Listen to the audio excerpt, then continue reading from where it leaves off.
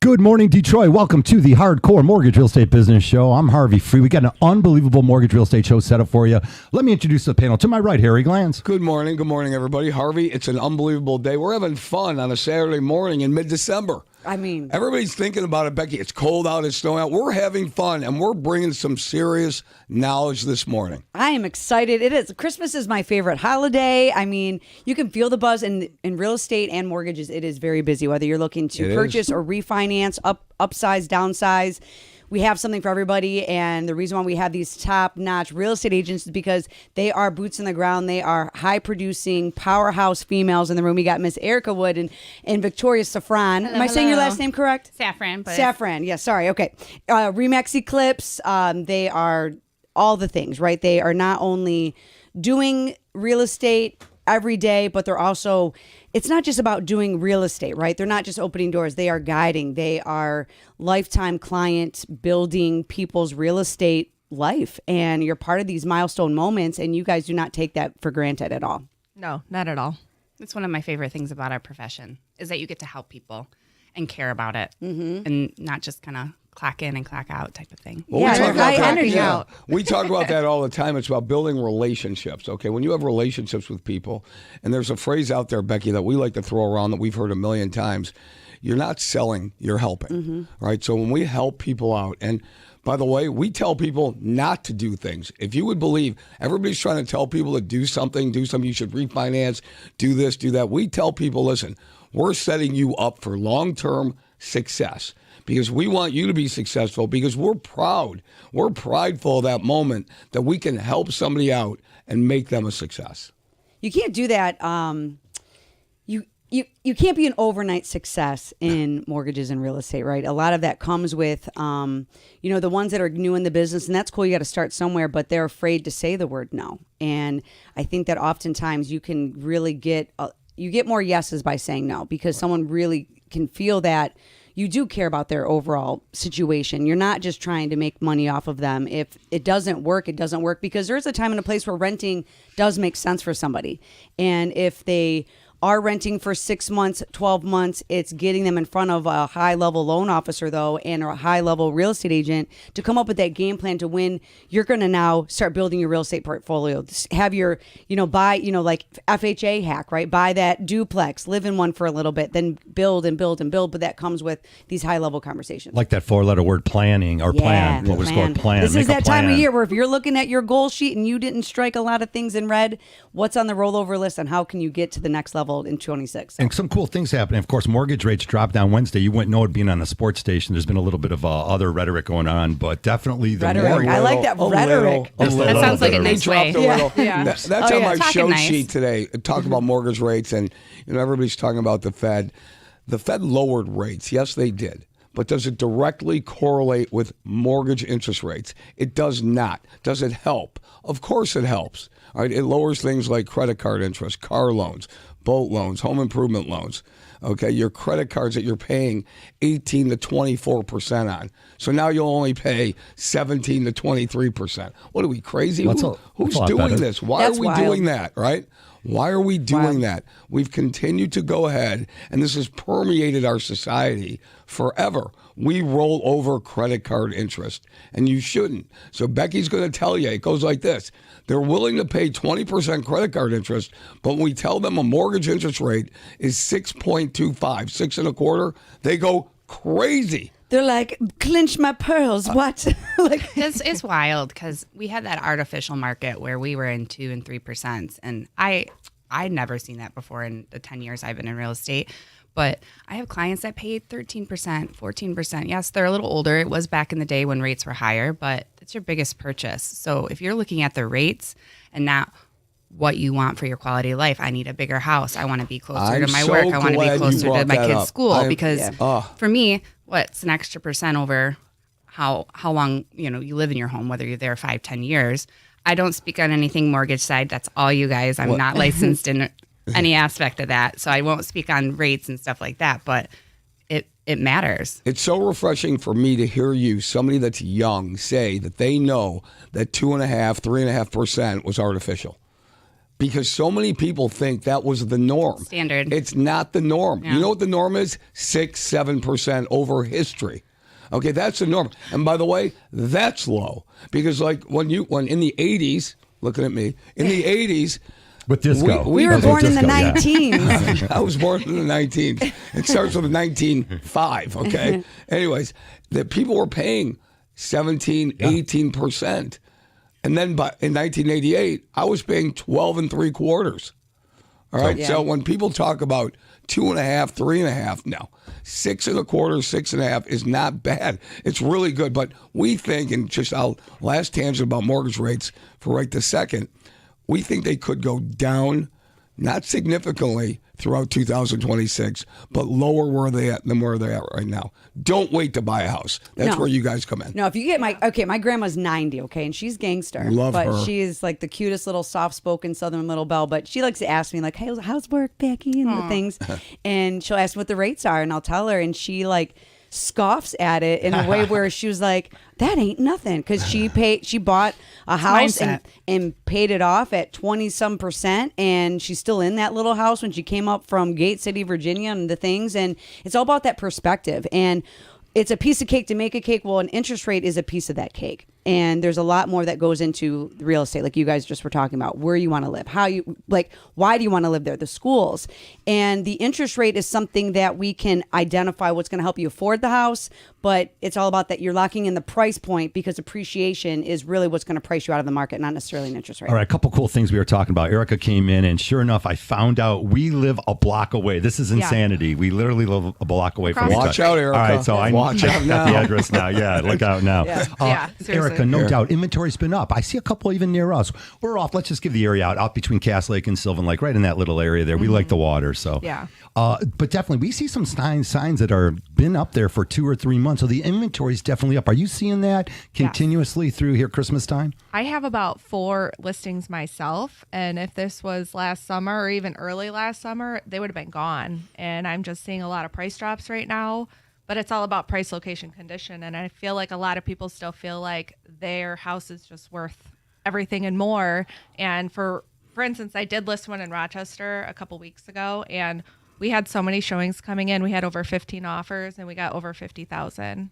Asking over your list Yeah. price. So you just have to be strategic. But also I feel like That's buyers huge. are more picky right now. So if the house is updated and you price it right, it's going to sell. Yeah. But you just have to be so careful. All right. Well, the delistings, if that's a word. Delisting. I read it yesterday. Delisting. So Yeah. a We're lot not of- sure if it's a a lot word. of you maybe out there listed your houses. Yeah. You're trying to get it sold, and you took some of the advice that your agent brought to you, but maybe you just were staying at that one price, that 20 or 30 grand over everything else. And you just mentioned it, the condition of your property and price. If it hasn't been redone like the one that's sold down the street, you might want to drop that price a little bit. So some of them have been discouraged, and they've delisted their house. So they took it off the market. Yeah. I don't know what they're waiting for, but Spring. Okay. Spring. All I think right, a what lot will of that people bring? think they're going to have a lot better opportunity in the spring market when buyers come out. That's just what a lot of people think. But the good thing about right now is people are only coming into your house and making showings if they're serious and they need to buy. Motivated. We say that every year. If somebody has their house listed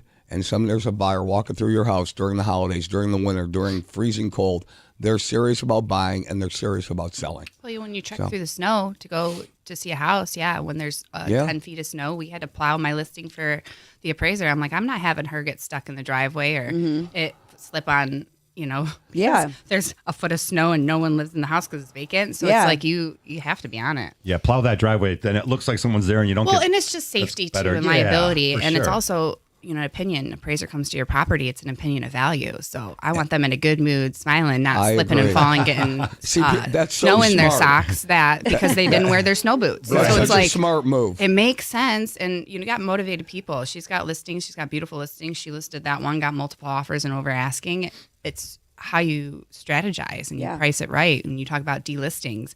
A lot of those people are like, hey, 2021, that artificial market, my house was worth this. Well, no, it was a crazy market and appreciation has not gone up 20% every year. Do you So know how you may many think times- it's worth that, but it's not. And you can show somebody every day, your house is worth 300,000, 3 different things that show it.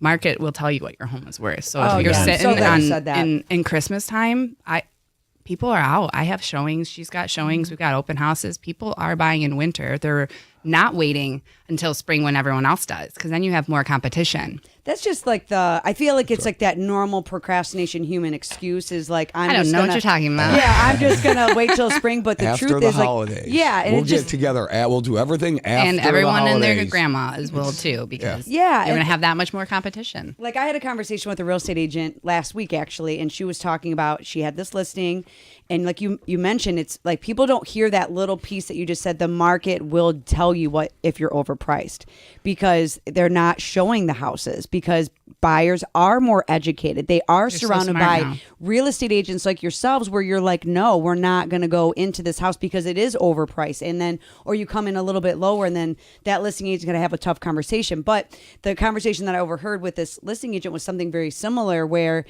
she's telling her seller, look, we are overpriced for this market. Like this is what it's going to take. We have to go down to 20, down 20,000. This is real. The comps are the comps. And then she said, I think maybe we should delist and then come back fresh on the new year, brand new photos, just do it like a whole brand new thing, because it's been sitting for 90 days, not getting activity, right? So it's that strategy. But listen, if you're trying to sell your house, you have to listen to the professionals. There's a reason why you're hiring them. They have the good advice. They have the networks to get eyes on property. And if you do it right, like Erica just said, you are still getting 50,000 in the dead of winter and doing the things and getting Appraisal multiple gaps, showings. yeah. Yes, because it's about making sure your property shows in the best light. And if it's priced right, you will get multiple offers. And then that original lower price that you thought was going to blow your wig off, it's irrelevant, because you're now above even what you listed it for. I do have a question for you on that philosophy, Victoria and Erica. If I have my house on the market for 60 to 90 days, it doesn't sell, I pull it off the market, I'm going to wait for spring to show up. Wow. And then we put it back on the market, even at the same price we had it. Doesn't the whole real estate and buyer community know it was up for sale for 90 days and now we took it off, now we're putting it back? I mean, tell me. Yes and no. I'm asking the question because I don't know the answer. How does that affect what you're going to do in the spring?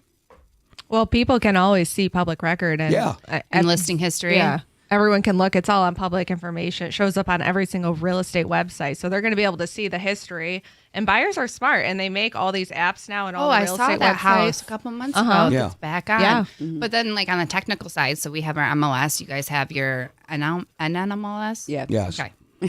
Those are Real, completely hey, I'm different, on the though. real estate side. Like I said, I'm on this side. I don't venture over there. I know enough to be dangerous. The NMLS is just sort of our national number, though, but that's okay. Well, see, National exactly. licensing system. There you go. Yeah. All right, well, look, we're up against our first break here this morning. So much to share with you. Look, if you're going to get top dollar for your house in the spring, well, you're going to be buying a top dollar too. Always consider all these different avenues and ways that you can save money. 8:13, if you're just joining us, it's the Hardcore Mortgage Real Estate Business Show. Keep it here on 97.1 The Ticket, 248-539-9797.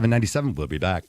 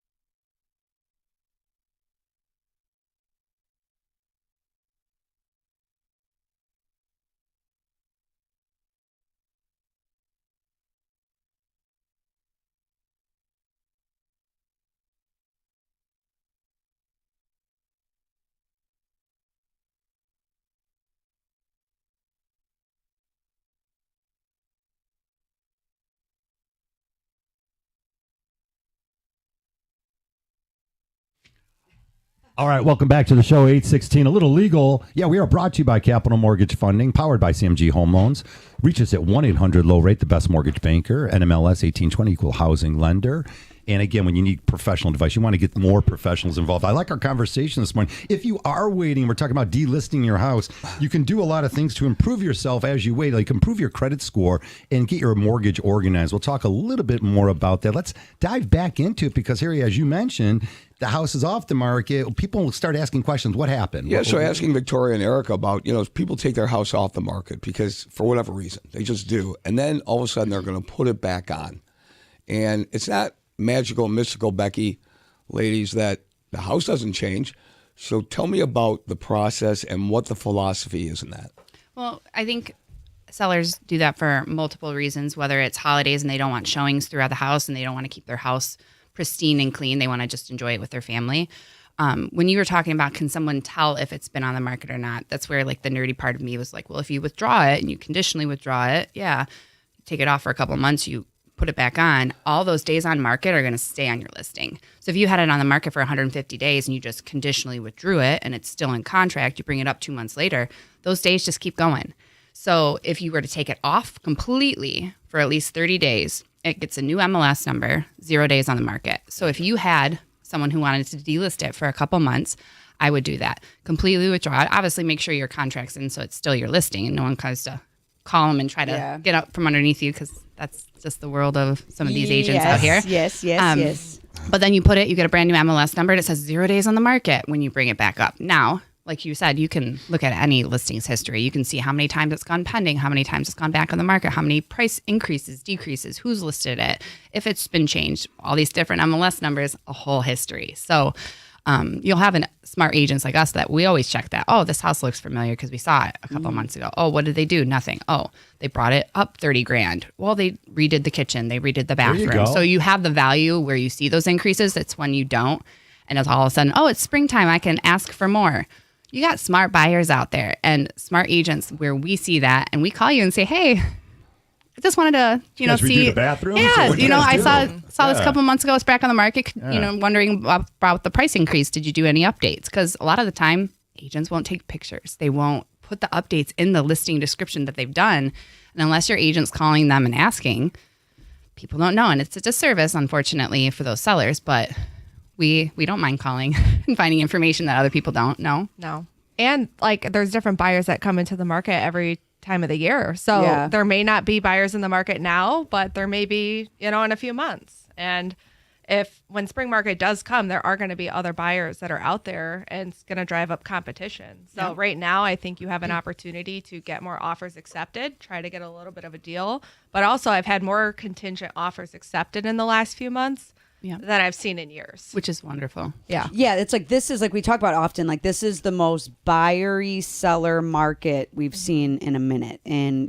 so what we mean by that, if you're just first time listening is, because the inventory, it's seller's market, right? So it's not balanced. But the buyers right now, because of whatever's happening, swirling, twirling in the world right now, the buyers, when they're with, like Victoria and Erica as their agents, they know how to negotiate. So we're seeing where if you have a house to sell and you're trying to buy, you don't have to sell before you buy. Whereas like back in 21, 22, you might as well pass away if you had to do that at the same time. Your offer would never get accepted and agents did not know how to even navigate that negotiations. Whereas now it's not even, no one's even batting an eyelash at that. I have several under contract, but there's maximum concessions for these properties as well, because again, buyers have a lot of room for negotiations where they weren't winning in some situations. Now they can check as many of their boxes as the sellers, and everyone is kind of at the closing table, very, very happy. Even actually the text message that you reference often, that was I never thought. Beautiful. That was that was Victoria. Oh, yeah. that was one of you've been doing this a long time, and when you read things like that, it still gets you. When somebody says, I never thought I would own my own home, that cuts right to the core for me. And it was perfect. And to piggyback on things, Becky, and we always ask people when we meet them, especially now on December 13th, Victoria and Erica, what do you feel? The market is fluid right now. How do you feel about it going into the spring? Give us your prediction. I know it's the best, right? 2026 springtime prediction. How do you feel the market is going to come together for you guys in the spring? I think it's going to stay pretty steady as to where it is now. I think it's going to be a big year. I think it's going to be a busy year. People always need to buy and sell, but I can't see just prices skyrocketing it again. I think we're going to have a very fair market where buyers have an opportunity and sellers may not get that top dollar, but I do think that if sellers do put the money into and people come look at the house and they've done the roof, they've done the furnace, the HVAC, they've done everything and updates, you are going to get top dollar for your home. And buyers are more picky now because now they're actually looking. And a few years ago, people were just putting on offers. They didn't care if you were waiting an hour. They were waiving inspections. And now when they actually think about these things, and that's one big thing I point out when I am showing houses is I'm pointing out the roof, I'm pointing out the furnace and the AC and all those things. Anything that could be a negative or just a big thing that they're going to have to take on price-wise. Yeah. Whether it's in 5 years or 10 years, that's a lot of money. Yeah. The holiday season definitely brings somewhat of a natural slowdown, but I like when Becky always says the market's everything. I always like that concept that it's everything all at once. And there's plenty of home buyers and sellers that aren't willing to slow down, and they're not. No, it's very busy right now. Down. Yeah, it's busy on some fronts, and of course, some regionally, some subdivisions just a block or two away could be extremely busy where a house goes on the market and there's multiple offers. So everything's sort of based on what's going on in that subdivision. I like how you guys are always pointing out, the great agents always do this, the differences between just one subdivision or just across a half a block or a half a mile away. It could be a different school district. And what might make one home more attractive than the other home? That's really key when people focus in on that and understanding the value of when they walk into a house and they see, like you guys were talking, the roof, the HVAC. It's all, if that stuff's done and you got good bones, these are houses that you really want to dive into, not the cosmetics as much. Right. No. Yeah. And I feel like it's always like location and different things, especially since COVID. I think a lot of people more look at their homes as like their sanctuary where they could possibly maybe be stuck at one day again. And they want to make sure they have a fenced in yard for their dogs. They don't want to live backing up to a main road. They don't want to see commercial buildings in their front yard when they walk out the front of their house. So people are being more picky, but they're also, I think they're being smarter because then, you're not going to get a call in a year saying, I hate my house that I bought, because that's like the worst call you could ever get from anyone. Well, Becky talks about that a lot. She talks about that in 2020, 2021, when rates were artificially low, that people bought houses just to buy them because of the rates. Yeah, I want to win. I just want to win. And what's free money? What happened when taxes came out, Becky? 3 years later. Well, that's the thing that no one talks about, but we talk about it is, they brag about that interest rate that they got, which is cool. Looks really sexy on that mortgage statement. No doubt. Until your taxes go up, and now it's you were a $200,000 buyer and you were able to spread that money out, so you were turned into a $400,000 buyer, and now you have $400,000 taxes, and those taxes are every bit of that $400,000, and then inflation, and you have credit card interest rates, and all that's going up, and they can't afford the property anymore because they are so in debt with the overall things of life. Everything went up in those situations. So we have been doing refinances to help people reset those baselines from the jump, because it's all about that affordability. And maybe they were in a situation where, it sounded cool, because it was COVID, and then you don't have time to think about it. It was like you had to pull the trigger. You had to go in there with your finger guns ready to win that offer. And then people got, if you could handle it, it was fine. But some people, $100,000 over asking with an appraisal guarantee. So it got out of control really fast. So the point of that I'm saying that was, if you did buy in 20 and 21, you retain that property, you do have equity in that home. Absolutely. And that's allowed us to kind of reset that baseline for people. But when you're talking, Erica, we learn from yesteryear's mistakes, and buyers are a little bit more savvy right now, but they're also savvy because they have us in their corner, in their ear, guiding them on like, hey, we don't necessarily need to go that high in this property. And this is why, because you guys are, like you talked about, you call like, hey, I saw this was listed and now it's listed for more. You don't get an answer unless you ask. Yes, you're on the other end, but it's all about that consumer advocacy of like just education. It's like teaching them, like, I'd made this mistake, so I don't want you to make it, but I'm going to be the backseat driver that talks a lot. But property values and taxes are a huge thing right now. Especially right now. It's not a new thing, though. But but people were not talking about it. Well, and that's where we talk about it, because if they don't know what they don't know, lenders, I've had lenders be lenders for years and get that tax bill after they bought a house. You're a lender. Yes. And now you have to refinance because your taxes went up $500, $600 a month and you can't afford it. You got to reset the escrow sometimes. I never push anyone on their price point. You want to go on top end? that's fine. I don't pay your mortgage. That's what I say. I will never push my clients. I'll be realistic. Be like, yeah, if 500 is your budget and that house is for 500 and it's priced low, we probably won't get it if you don't want to go over. Yeah. But that's their decision, and they need to feel comfortable with it and know what they don't know when it comes that's to true. that. I mean, we always say, listen, I could tell you what I can get you approved for. I can qualify you. But do I think you should overbuy? No, I don't. I don't think you should overbuy at all. It's situational. Whatever you can afford, that's what you should buy. Yeah. Just because someone can afford $4,000 on paper doesn't mean that they necessarily want that $4,000 I don't want them to have that. Heating up on the mortgage side of the table. Guys, we're up against a quick break here, but I like where the conversation's going. Keep it here on 97.1 The Ticket. We want to hear from you. 248-539-9797. We come back. More about mortgage rates, purchasing and selling. We'll be right back.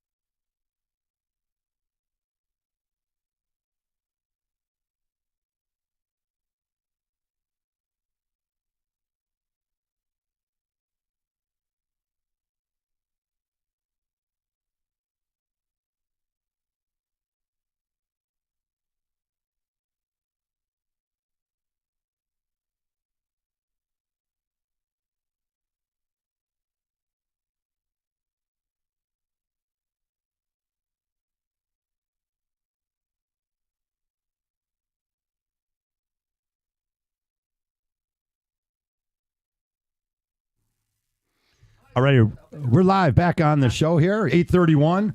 Another great weekend here in Metro Detroit. Harry, how about those Pistons? Love the Pistons, 20-5. They're killing it. How Did you about see the Detroit game last night? sports? Come on, Yeah. the Pistons are doing so good. Victoria loves basketball. Tomorrow, big game. Yeah, big game tomorrow. Big game. Kate Cunningham's doing great. I saw him clip the other day. He was literally took on all 5 defensive players and just like swooped it. I'm like, you're like a video game. Victoria, I love that you bring up sports. Wild. Of course, you're in the sports. You got 2 boys and all that. That's cool. She's a boy mom. I like it. am. Victoria and Erica would, of course, join us from Remax Eclipse. So you're here to join. If you want to talk to them, 248-539-9797. Yeah. You had to marry the broker? I don't know what your deal was, Erica. There, You know, He's very lucky. I married well, I wanted to make sure we were gonna, Okay. be married. It took a before while I for her joined. to join our brokerage when they were dating and Well, I just everything. wanted to make sure Yeah. it was gonna be the real deal before I. Let's go there then. Remax Eclipse, of Yes. course. Now you guys got the office in Clarkston that I drive by every now and then Yep. you're out in Lake Orion Yep, too. we How got many- a Lake Orion office. We also have a Troy and we have a Sterling Heights too, that you can use all the offices. So it's really nice. So if I'm out in Sterling Heights and I need to print something, I'm out there. If I'm out in Clarkston, guess what? I'm going to stop there. I'm going to say hi. I'm going to do a little work there. It's very collaborative brokerage. I like that. Again, if you guys are interested in maybe making a move or just talking to these ladies, be sure to call Remax Eclipse and find out what they're offering over there. It's always about training and finding that right vibe. And a lot of the real estate agents out there, they do move around until they find that home. Becky, it's so important to find like a place where you're going to grow. And there's a lot of work in real estate. It's just not about going out and opening the lockbox and walking around the house. There's some paperwork involved. You've got to be Johnny on the spot, answering your phone at all times. You got to know what you're doing. But I will say this, Remax, it's almost like Remax for life. I'm around, you see people, and anyone that's a Remax agent, they stay tried and true. I mean, so whatever you guys are doing over there, it's obviously working because it's translating in highly educated real estate agents out in the field. Because, those are, like, I've been in the business 22 years. These guys got me by maybe another decade in the business. Look at those faces. Yeah, We're but watching. but it's, They only got you by a couple but of that's years. not a slight. But She it's, always has to I bring saw the age eyes. into I the saw his conversation, No, that's John. Becky. No, but what I'm just Oh saying my is God. the conversation, Yeah. you can smell when someone Yeah. is trying to hide in plain sight, that they don't know what they're doing. The And- confidence in how you speak. with Right. it. And, you ask you're not baiting questions, but Harvey loves to bait people, rage bait them. How dare you? How dare you throw me on? Harvey like- will call other companies just to hassle them. Yeah, he just will. How dare you? I haven't done that in a couple So if Harvey's weeks. calling me, He hasn't done it in a couple It's weeks. true though, because you hear, when you're out there, Yeah. you hear the nonsense Yeah. that comes out of someone's mouth on the lending side or on the real estate side, and you're like, what? Well- but the average consumer may not know that. And they might be like, oh, I really like them as a person. That's cool. But they might not have that professional side in them. And they don't know how to really negotiate and get in there and really fight for their clients. And like that one we had with Robert, Victoria went in there and it was someone that was a direct referral. It was a great experience. He didn't think he could buy. I mean, it was all the things. It was a reset of life for him. And she went in there and she negotiated hard. She was hard in the paint for him. And, I that's, literally painted. yes. I literally did. We had an Yes. appraiser schedule it for the next day, but it was FHA. And, Get some you know, peeling paint. yeah, you and gotta she's clean it asking up. listen, I you. honestly don't expect anything out of FHA and VA when I've seen stuff rotted on the boards of a deck with FHA and not say anything up. Peeling paint, dilapidated barn, nothing saying anything. These windows on the side of the garage definitely need to be painted. The Yeah. door frames on the back part of the house weren't painted, so they're exposed wood. I'm like, it's Yeah. tomorrow. I'm not Yeah. going to ask my client. I'm not going to ask the agent, which was an agent in my office. So that worked out really well. That was one of my first in-house deals at Lake Orion. So that was wonderful. But I went over there. My husband drove me. Him and our son got the saw because we needed to put up door trim. Yeah, I he love did you that. guys. I painted the outside, and it was not the best weather, but we got it done, and it made a huge difference. Yeah. And the It appraisal looks came in better. good. Victoria, Yes, I'm and so the- happy that you say that because there are people, and we see this all the time. And you said it earlier when you have to shovel the snow or shovel the walk or paint the trim or do Or whatever. buy a vacuum. Or do whatever She you bought have a to vacuum do. to help vacuum her listings. what I you almost do. want to have a vacuum in my car when she told me that. I bought a because- floor steamer for Christmas or We winter have time. seen, we have Yeah. seen You go the extra appraisers- mile. How do you allow somebody in your house, an appraiser, that's going to go ahead, give the opinion? It's so valuable. You need that person. That you walk into a basement and the basement has standing water in the basement. How does the homeowner, the realtor, not know that the appraiser's coming in the next morning and there shouldn't be standing water in the Right basement? on. Well, if you're working with Victoria, I she's going to can't figure it call out. the lender and like me, and she said, "Hey, there's these things. Do you think that this is going to be an issue?" Some of the stuff she knows, Yeah. but at the same time, she still wanted to. I also don't know. Yeah, 'cause she I'm wanted. not on She's the like, lending I side. want to confirm. Are these certain things going to be an issue? And I said, if we can fix them before before the appraisal that's going to make it go a lot more smoother. And it was a constant communication. We're not going in with our eyes closed, hoping for the best and assuming that this appraiser, who's also a trained professional, who's neutral between everybody, has to go in there and do his job, that he has to also cite health and safety. He has to protect himself because he's licensed. And he's also protecting us as the majority investor. So all of these things, there's purpose behind all of it. No one's just trying to make it difficult, but there is health and safety with VA and FHA, and there's going to be health and safety with conventional too. It's not just, oh, there's black mold, cool, we're conventional, it's as is. It doesn't work like that. Oh, there's no water in the house, you're conventional. It's okay. No. Yeah. No, that's a health and That safety, matters. right. It does matter. Right. Yes. And again, your foundation issues and everything else. Yeah, Becky, I've done that quite a bit, and I can call a whole bunch of agents now to vouch for me. We actually show up as a lender. I'm like, well, let me go look at the house and see what could be wrong with it. We take a look. I've never had a lender come to the house. I've never seen that. Yeah, I've only done it 20 to 30 times. I'm just being honest. I'm like, I've never. Most lenders are clowns. Or but we're that's looking another at it. story. Yeah, we're we not do going look to at do it. that here. We're not going to talk about that. But yeah, No, you won't. Get the professionals involved and good things will happen to you. Hey, you guys, let's dive into a little bit about mortgage rates because we are doing a lot of debt consolidation and just rate and term refinances. The fact is, in the last 90 days, the Fed funds rates have come down twice, a quarter point each. Yet the rates are really within a narrow margin. They went up, then they came back down. They're narrow. They're about the same, but we have to understand the society, everybody out there, you're not going to like me when I say this, but you're sheep, okay? You're not going to do something unless a million people tell you to, and then you see them doing it. So regardless, so now the Fed lowered the rate. All right. So now you think everything's going down. So now you're going to pick up the phone and call Becky, Harvey, all of us at Capital Mortgage Funding and say, now I want to refinance when we told you 3 months ago to go ahead and do it. All right. And your rate hasn't changed. Now, if people are out there telling you that rates are in the fives or this, they're charging you points. They're charging you money to do that. So listen, what I'm telling you right now is don't be sheep. If you have people that trust you, that you trust, and you know are going to look out for your best interest, go ahead and consolidate your debt, Becky.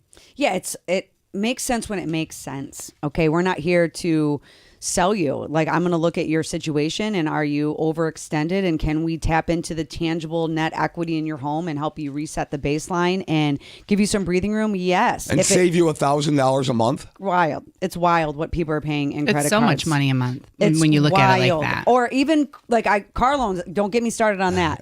Because you got a depreciating asset too. $60,000 car, which everything's $100,000 now. So if you're out there looking for a house, Godspeed. But a $60,000 car loan at 7% is $1,000 a month, and you don't even think twice to pay that on a car loan.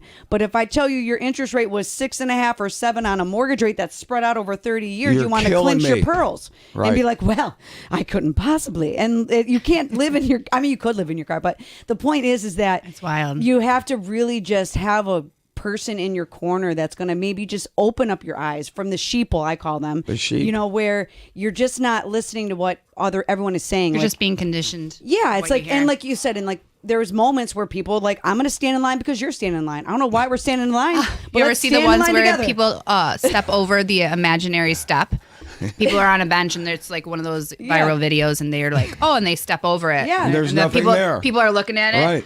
And then you see people following them. And honestly, if someone freaks out and runs away from something, the first initial response is like, oh, I'm going to, like, what were you running from type of thing. And it literally, you follow along with it. Mm-hmm. So it's about deprogramming the mind a little bit and looking at it, because if refinancing makes sense, cool. If it doesn't, cool. We'll tell you. You want to take out home equity line of credit to help you buy a house, cool. Because you're afraid to be contingent because your inexperienced real estate agent said you can't be contingent?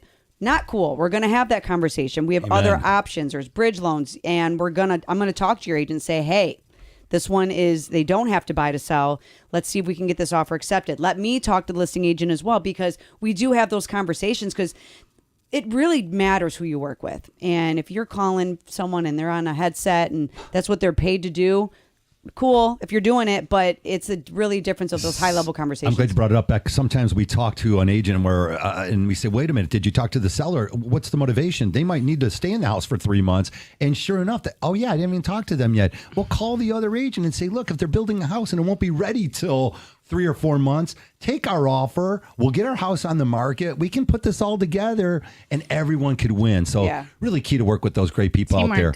All righty. Teamwork is always huge. 248-539-9797. You're listening to 97.1 The Ticket. It's the Hardcore Mortgage Real Estate and Business Show. We'll be right back.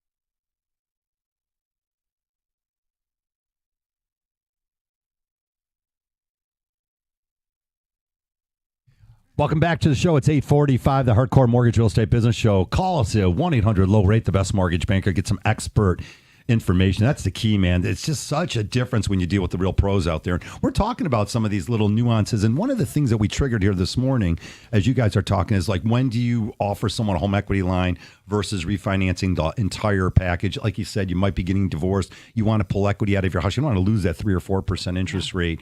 You do a home equity loan, but then down the road, there's always that plan to get those combined together. But one of the things, Becky, that really triggers me out. Hold on, but you can do a home equity line of credit for whatever you want. Yes. Truly. It's someone, I have two things, right? Okay. So someone reached out to me yesterday, actually, and was like, I want to build my real estate portfolio. I own this house in Georgia. I think I want to move to Michigan. I might stay in Georgia. And I'm like, okay, well, these are the situations.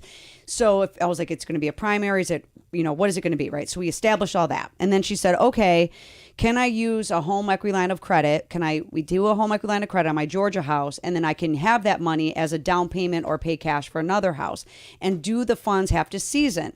Like, so meaning that you'd have to have the funds in your bank account for 60 days. The answer is no, they don't, because that is immediate accessible funds, because it's attached to real property. So there is no seasoning. That is your money. You can do whatever you want. It's your money, right? And Correct. you can document it. It's I was very going to say it's verified. It wasn't from the mattress. Yes, it's verified funds, so you do not have to wait 40 on grand that. in your Or bank I account. have another situation, a home equity line. They have a 2% interest rate.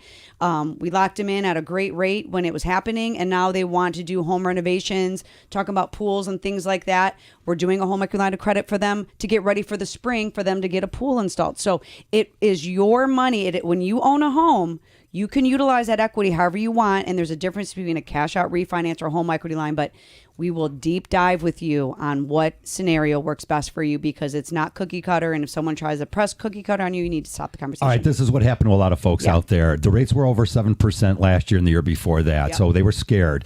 So instead of getting proper information and understanding it, they took 7.25%, and they were said, "I don't want 7.25%, Harvey. This guy's offering me 7 or 6 and 7/8." So they took the lower rate and they paid a discount point on a $400,000 loan. They spent $4,000 to save maybe $100 a month. I'm just going to say $100 a month because it's a $400,000 loan.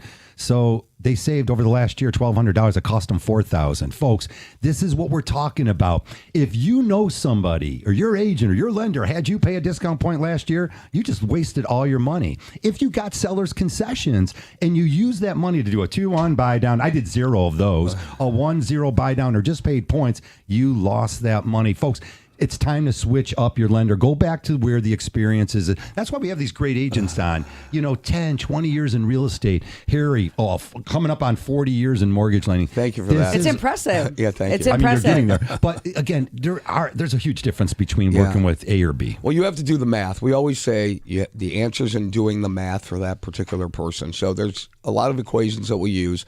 How long are you going to be in the house, right? If you're going to be in the house for a long period of time, then we go ahead and we say, well, you might want to take a look at a 15 or 30-year fixed. If you're going to be in the house a short period of time, you definitely do not want to pay points at all. I'm not a big advocate of paying to buy down your rate. I'm just not, because there's a simple saying: the current value of your money is worth more than the future value of that money that it could bring you. So keep the money. You're going to have to decorate the house. You're going to have to buy furniture. Maybe you want to buy, you want to go ahead and mac out your patio or put in that golf simulator. Had to say that. Or the basketball court. Get my golf game or the pool. Right. So I'll be with you. I'm learning to golf this year. I told my husband, I'm like, I golf, so I want to just take learn. you off the course. the current value of your money is worth more than the future value. So we always say, do the math, Becky, and the math doesn't lie. And then we go ahead, we input that into what your budget is.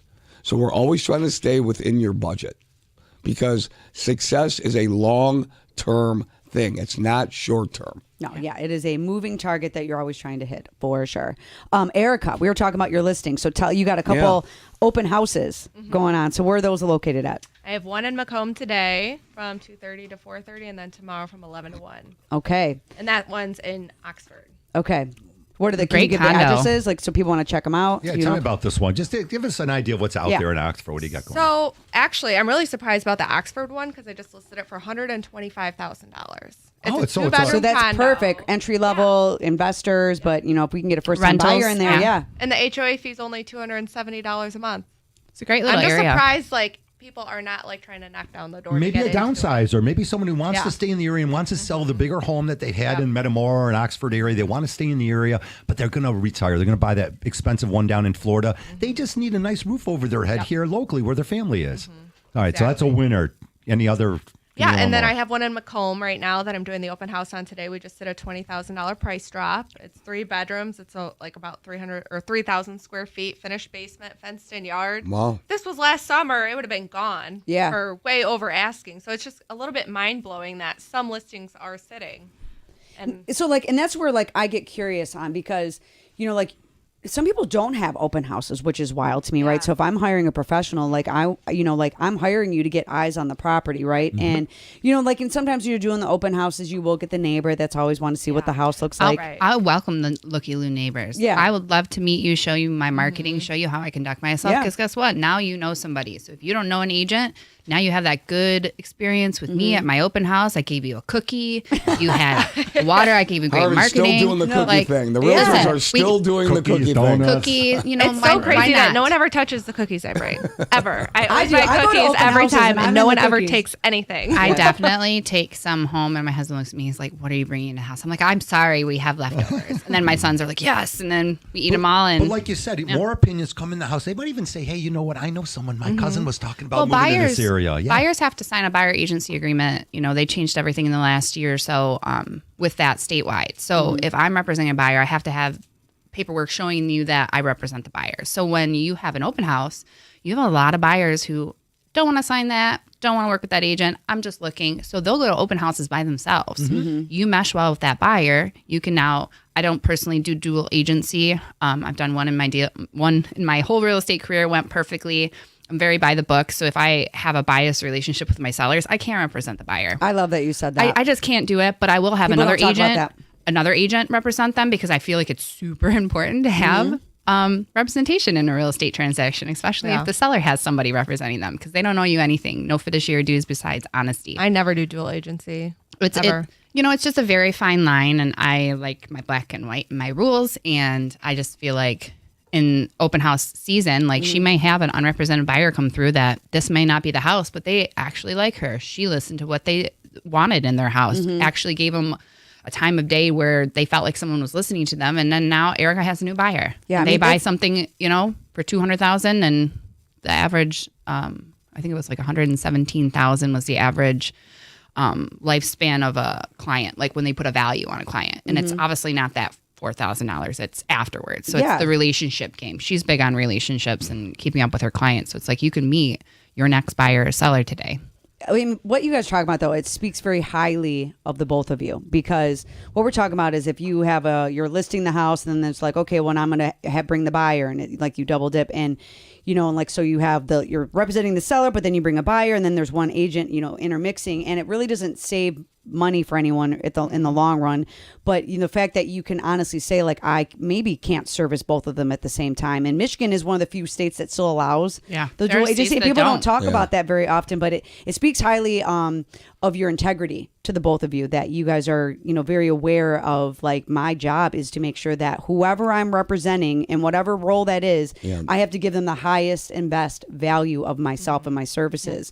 And that's even having these open houses, because people do not have open houses. I'll go to open houses and hang out and, meet people. I love it. I think it's great. But that's the difference of the house sitting a little bit longer and not sitting a little bit longer. Well, if my listing is sitting, I'm going to do whatever it takes to try to sell it. I'm not going to sit on my couch all weekend and hang out. I'm going to do whatever I can to sell the house. That's my job. And there's times where you don't have a lot of people that come through. I've had no one show up at my open houses. Or it's snowing, or it's the Lions game. Like, you got to plan, right? Especially now with sports, how well Detroit's doing on almost all levels. Like, you're not going to have an open house during the Lions game. There's going to be a lot of people that would have gone at an open house, but they're not going to come during the Lions game. Might be in the second half this Sunday. You know what I mean? Like, it's one of those things you just got to plan. I will say that when I did have that Rochester listing, I had about 70 people come through a 2-hour open house, and this was just a couple weekends ago. That's awesome. Are you and there were kidding me, so Paul? many unrepresented people that came through. Yeah. All right, these like micro pockets. You guys, we're up against a hard break now. Of course, the show goes national. We got Mark Ryan. He's coming up with sports next. It's been another version of the Hardcore Mortgage Real Estate Business Show. Definitely give us a call. Capital Mortgage Funding, 1-800-LOW-RATE, the best mortgage banker. Also, Erica Wood and Victoria Safran from Thank you for having us. Eclipse. Go find these ladies anywhere. Yeah. Again, for Becky Guys Ellie, were Harry great. Glantz. Thank you very much. Appreciate it. Thank you. We'll catch Happy you guys holidays. next Saturday. Yeah. Go Lions. Woo. Very good. You guys were great. We used to be able to go over. Now